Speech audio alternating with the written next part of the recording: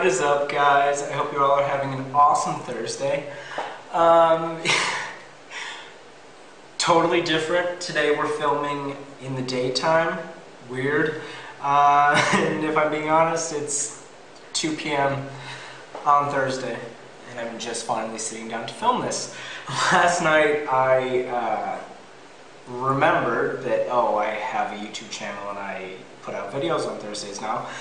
And I didn't have any ideas, I hadn't given it any thoughts, so I posted something on Tumblr asking my followers if they had any ideas of anything they wanted to hear me talk about, and one of them actually had a pretty good idea about how to build confidence.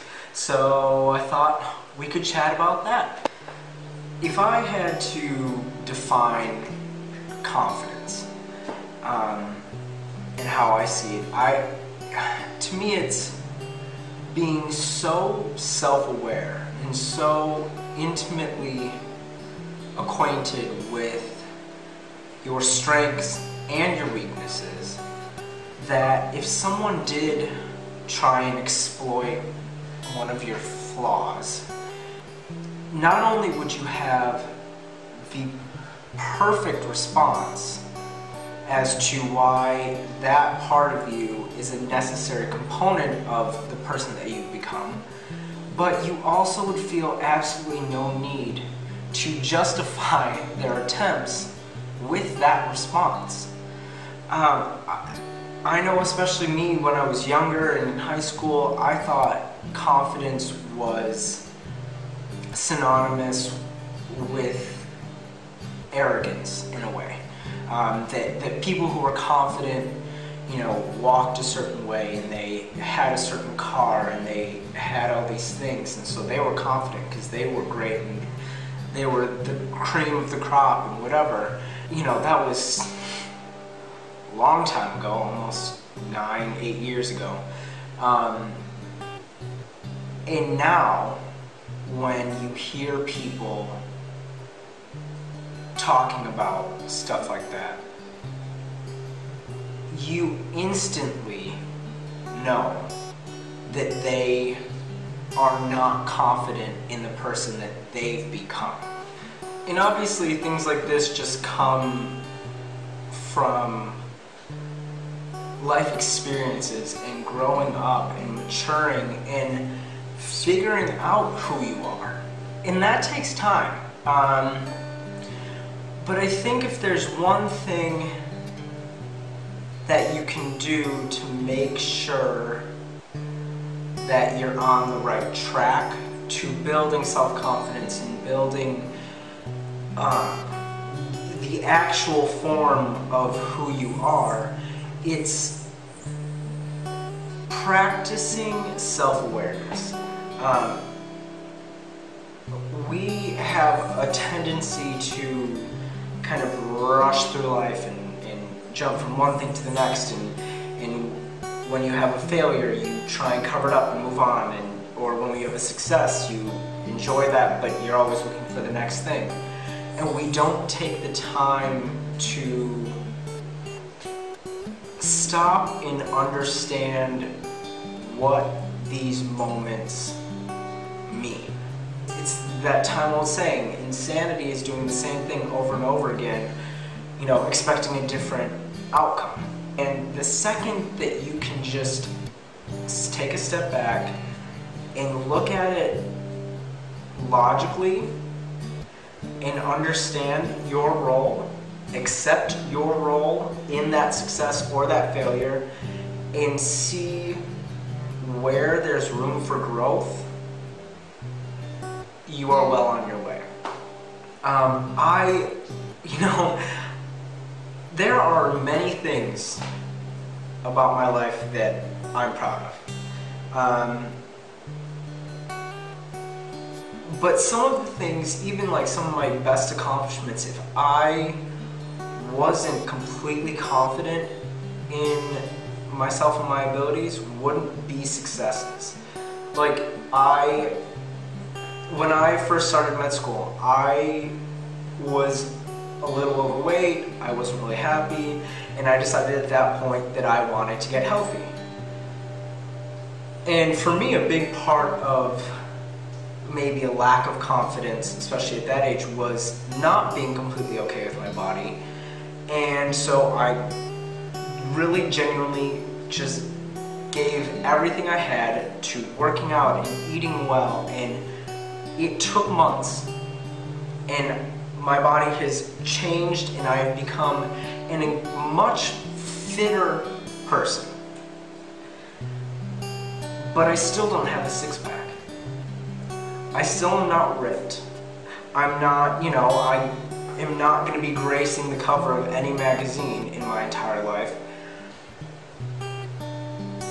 But that's fine, because I am completely confident in the fact that I put the work in, and I now have a body that I am comfortable in. I don't need to have a six-pack. I don't need to have massive biceps. I don't need to have that, because I'm confident in what I have. Yes, I got into medical school, which is something I'm very proud of, and I've made it this far, which I am very proud of. But I don't go to Harvard. I don't go to Mayo Clinic. I'm not going to get the best residency out there, or, get a perfect score on my step exams. But that's fine. I can't even really remember the last time that I was the absolute best at something. I've had my moments, a couple first places here and there, but I am not someone who excels above and beyond in one area. And I'm completely okay with that, because I know that my talents are diverse. I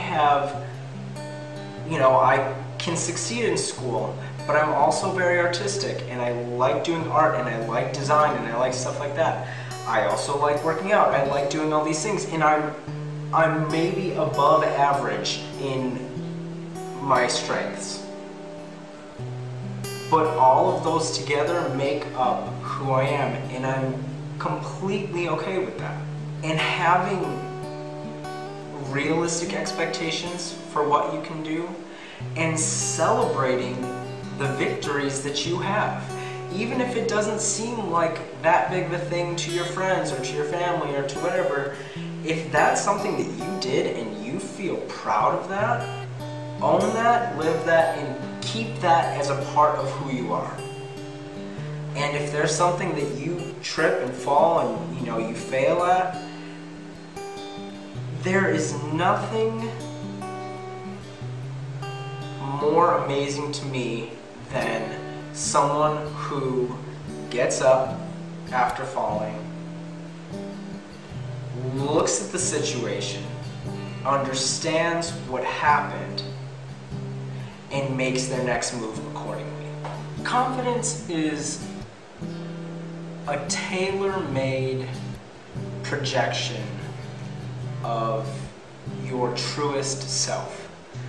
So don't try and model your confidence after someone else's. If you're a shyer person, you don't have to become an extrovert to be confident. Be confident in your shyness. Accept that you interact better with other humans in this way. And that's completely fine. For those of you that are at the beginning phases of this or still trying to work through it all, don't worry. It takes time. But if you are making a conscious effort every day to reflect and better understand yourself, before you know it, you will be there. And you won't even realize it until you're talking to someone who isn't confident in who they are. Because you'll look at them a little confused as to why they're acting that way. And it'll click. You'll be like, oh, wow, I used to be like that. Interesting. And you know, and I think at least the way I operate is when you see that, you want to like help them get to a better place. But yeah, I hope this was helpful for you guys, and I hope you guys are having an awesome Thursday, and I will see you guys on the other side.